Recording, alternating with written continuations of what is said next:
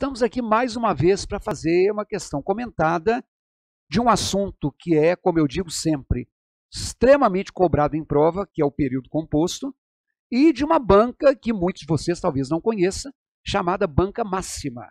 Estou fazendo aí, vejam na tela, em sugestão de um seguidor, Cláudio Santana.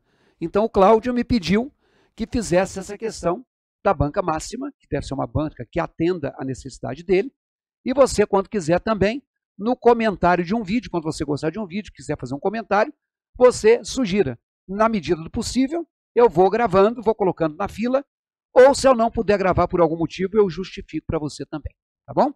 Então a banca cobrou o seguinte, na tela. Coloca a questão aí para mim. Eles colocaram assim: a vida é construída nas pegadas marcadas numa escalada. O monte é alto, às vezes desafiador, às vezes aterrorizante. A cada passo, a respiração se faz mais forte. Bate o cansaço, entretanto, um desejo de vitória o impulsiona a subir mais. Nesse trecho nós temos quantos períodos e quantas orações. Vejam que essa é uma questão um pouco diferente da maioria das questões que eu trago aqui de período composto. Por isso que eu gosto quando alguém me pede para fazer uma questão de uma banca que não é tão corriqueira, porque assim como a máxima cobrou assim, outras bancas que não são essas bancas de renome nacional podem cobrar também. E é uma forma de a gente rever uma teoria.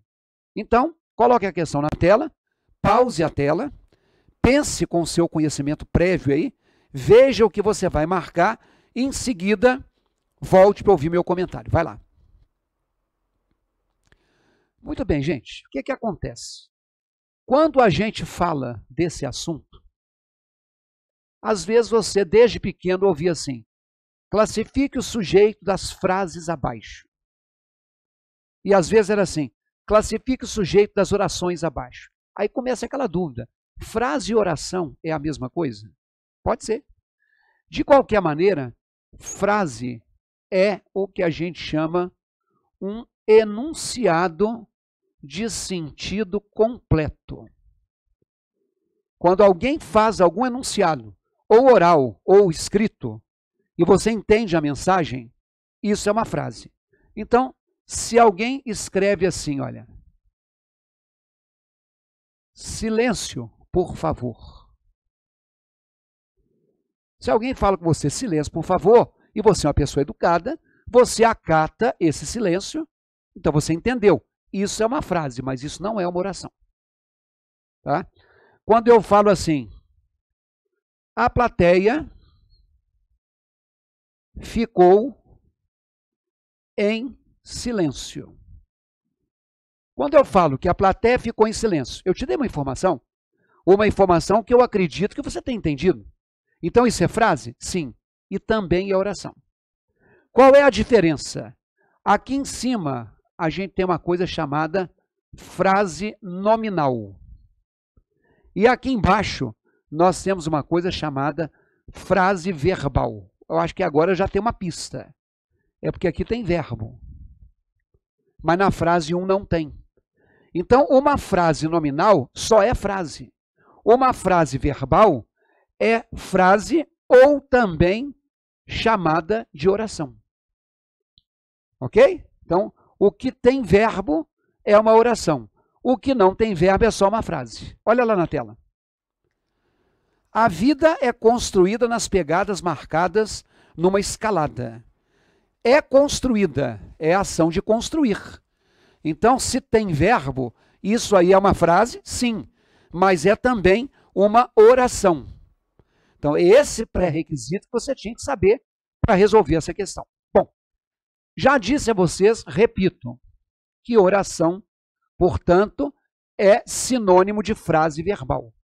Mas também podemos definir que oração é um enunciado com verbo. Para que exista uma oração, é preciso que haja um verbo. Então, quando eu digo assim: o homem trabalha em mineração. Se eu dei uma informação, isso é uma frase. Mas como é uma frase verbal, porque tem verbo, isso é uma oração. Tá? E aqui eu vou colocar para vocês que existe um verbo, e isso quer dizer que um verbo representa uma oração. Em outras palavras, eu conto o número de orações a partir do momento que eu sei o número de verbos. Por exemplo, o patrão pediu que ele saísse mais tarde. Se você entendeu essa informação, isso aqui é uma frase. Tem verbo? Tem. O verbo pedir e tem o verbo sair. Então, é uma frase verbal? Sim. Então, aqui, se nós temos dois verbos, significa que isso não é só uma oração. Aqui são duas orações. Tá? Então, a questão te pergunta quantos períodos e quantas orações nós temos. Então, frase, toda frase é oração? Não. A frase só é oração quando tem verbo. Toda oração é frase? Sim. Tendo verbo, é frase. Agora, o que é período? Aqui, ó, tem uma oração só.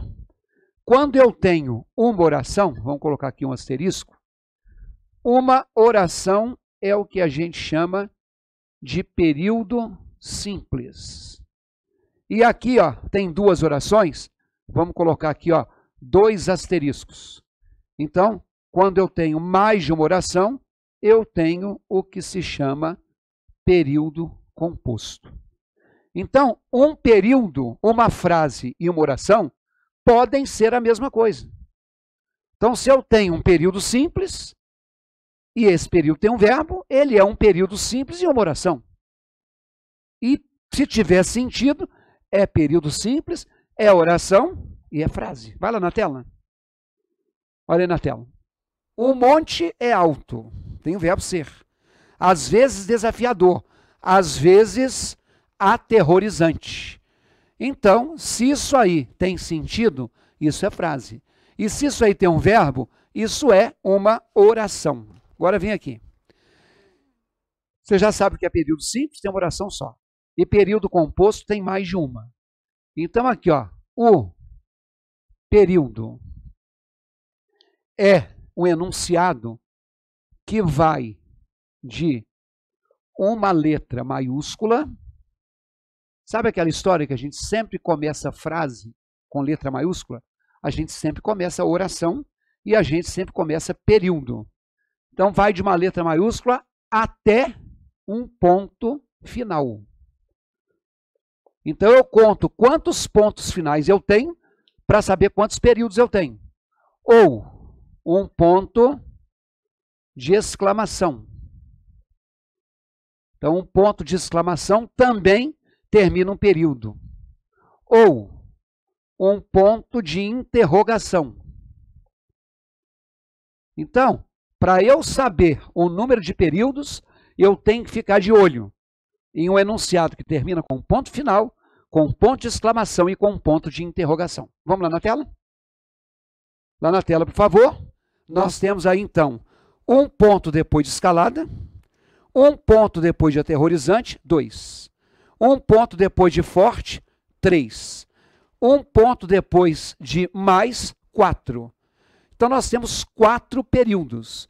Isso quer dizer que você acertou a questão se você marcou a letra A. Errou? Não sabia, né? Olha aí na tela. Vocês estão vendo também que, além dos 4 pontos, bate o cansaço, ponto e vírgula. Às vezes você contou isso como um período. Não. O ponto e vírgula não encerra o período. Tanto é que o entretanto depois dele está com letra minúscula.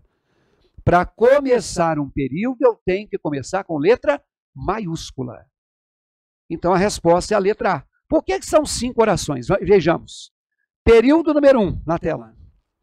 O verbo é a expressão é construída. Período número 2, é de um monte, é alto. Período número 3, se faz. O verbo fazer. Período número 4, bate o cansaço. E além de bate, impulsiona a subir. Então, A resposta é a letra A. Olha só, gente, período composto vai muito além do que isso. A maioria das questões eu estou fazendo porque o colega pediu, mas a maioria das questões trazem a classificação. É a ideia de adversidade, é a ideia de finalidade, é a ideia de modo, é a ideia de restrição. Então, se você está estudando para fazer um concurso, ou tem alguma dúvida, ou quer aprender um pouquinho mais, eu vou te dar um toque. Olha aí na tela. Se você entrar no meu site www.ricardoerce.com.br, você vai encontrar um curso chamado Exercitando Português. Dentre os vários temas, nós temos o tema de período composto. Por que eu estou falando dentre os vários temas? Porque esse curso ele é dividido em assunto. Se você quer só concordância, tem só concordância. Se você quer só crase, tem só crase. Se você quer só período composto, tem só período composto. Que aí você estuda focado no que você precisa e mais barato. Agora, se você quiser o pacotão, que inclui todos os temas, inclusive interpretação de texto, tem lá o combo. E mesmo o combo é de um preço extremamente acessível. Então, acesse lá www.ricardoerce.com.br.